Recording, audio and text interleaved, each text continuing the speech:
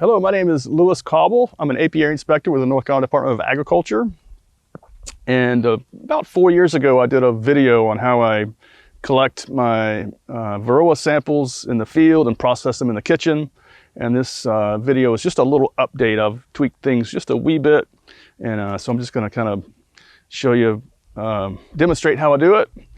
Here are my supplies. I have a bucket that we're going to shake the bees into.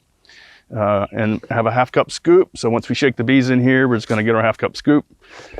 From there, it's going to go into just a sturdy Ziploc bag. And really the only modification in the field is I'm going to use this cup as like a funnel. It makes it easier to hold this lip open.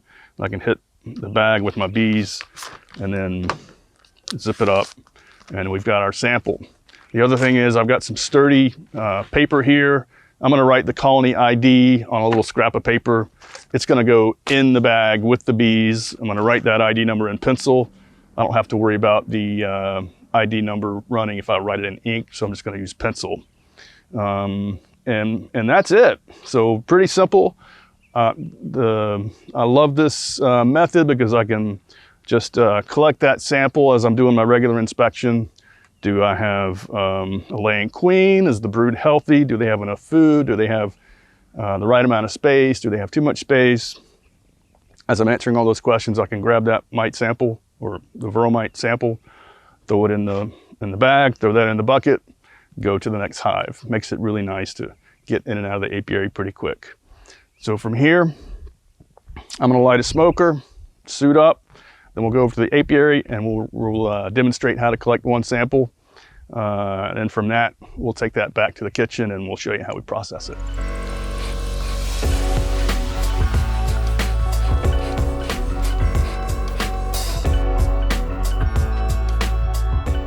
All right, so we're gonna collect from this colony. It's colony number 66. All my hives have an ID number on them somewhere. So I've got my supplies here ready to go. I have my bag with the colony ID written on this little tag here. It's already in the bag. I've got my cup with the bottom cut out in the mouth of the bag, ready to go. Have my 1/2 cup scoop handy in my tub. So I'm just gonna knock the bees into the tub, knock them to the bottom, get my 1/2 cup scoop, and we'll put it right back. Very easy. So we're gonna go into this colony. We're gonna look for that frame of older open brood that we wanna sample from.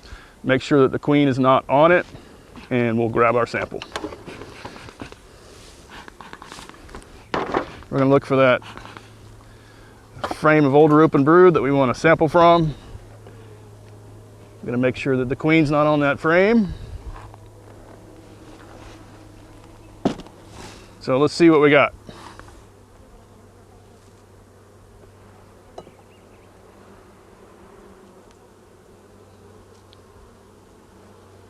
All right, this frame actually looks pretty good on this side. Got a nice patch of older open brood. I'll show you that once I shake the bees off. I'm gonna double check, make sure the queen's not on this. Looks good. So we're gonna sample from here. I'm just gonna hold it by this ear. This ear is going to hit solidly on the bottom of the bucket. Make sure your bucket's on something firm.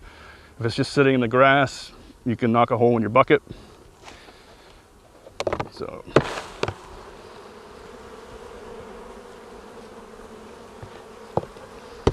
just going to knock the bees into the corner. Here's my 1/2 cup scoop. And into the bag.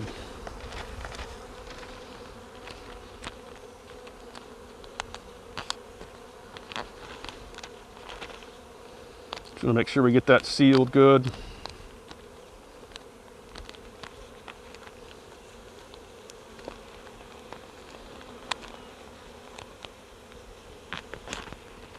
Got it.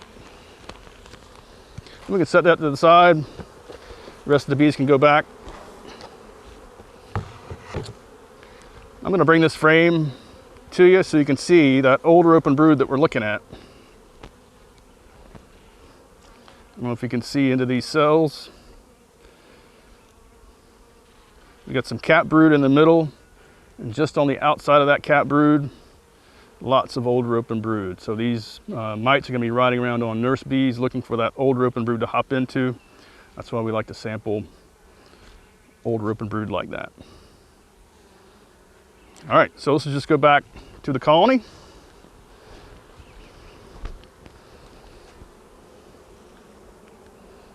Now we'll put it back together.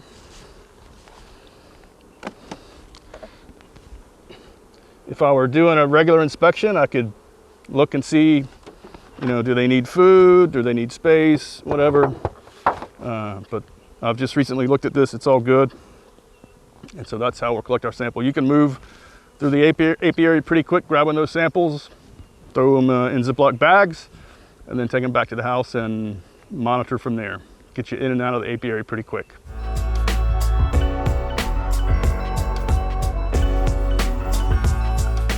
All right, so we've got our samples collected from the field. So we demonstrated how to collect a sample in the field. I brought some other samples that I've collected over the last couple of weeks. They've been in the freezer, kind of waiting for processing. So the stuff that we need to process the samples is we need something to catch the bees, but we'll let the mites flow through. So I use this little colander. Make sure if you use something like this, make sure it's big enough that the mites can go through, but it's going to keep the bees. I like to use this. This is a paint strainer for a 5-gallon bucket. I like to use this, and I just throw my colander in here. And this catches the mites, but allows the water to go through. So I got bees here, mites there. This is just what I have. You can use anything. This is some sheer curtain material. So I use this to strain my wax, to clean up my wax, but this would be fine to catch the mites. That's perfectly fine. This is a honey strainer, fits on a 5-gallon bucket. You might have this in your honey house already. This would certainly catch the mites. That'd be perfectly fine to use as well. But whatever you have at hand, use that. In my other video, I was using windshield washer fluid, but a couple tablespoons of Dawn Ultra in a gallon of water works perfectly fine. So I'm just using Dawn Ultra, a couple tablespoons in a gallon of water as my wash. So also I like to have a notebook here so I can record the colony ID number, and then once I wash the mites, I can record my results. So I'll have usually a notebook here.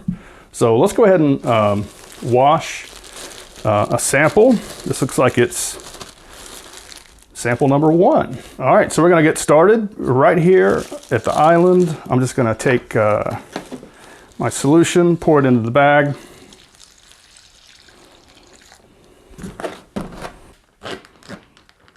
Close that bag. Now we'll just kind of agitate the bees in the bag, and it's just gonna release the mites from the bees. Now we're gonna go to the sink and we'll dump the bees into our strainer and wash from there. All right, from here we're just gonna dump the contents of the bag into that top strainer. So here's our ID number, number 1. And then we'll wash the bag, make sure we get all that stuff.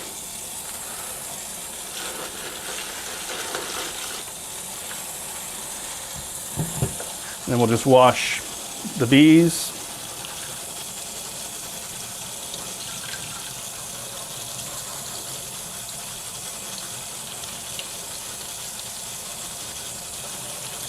So the bees are staying in the top one. The mites are being washed down to that paint strainer. I'm just using cold water. Probably not even have to rinse. Don't even have to rinse for a minute. Probably less than a minute. We'll have all the mites off.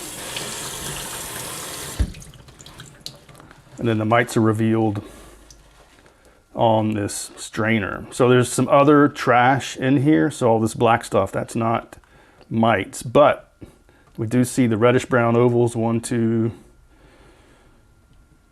3, 4, 5, 6, 7, 8, 9, 10, 11, 12, 13, 14. So 15 plus mites in our 300 bee sample. That's an alarming number for this time of year. Also, I think we do have a good This is probably a good 300 bees. If we were unsure, we could certainly dump these bees out onto like a cookie sheet and count the bees as well as mites. But I think this is probably a pretty good representative sample of 300 bees. So after this, I usually just dump the bees into just a tub just to get rid of those. And then I'll actually, I want to make sure I record the number of mites that I had in my sample. So colony 1, 16 mites per 300 bees, or a little over 5% infestation rate. And then I'm going to clean off my strainer here to reset for the next sample.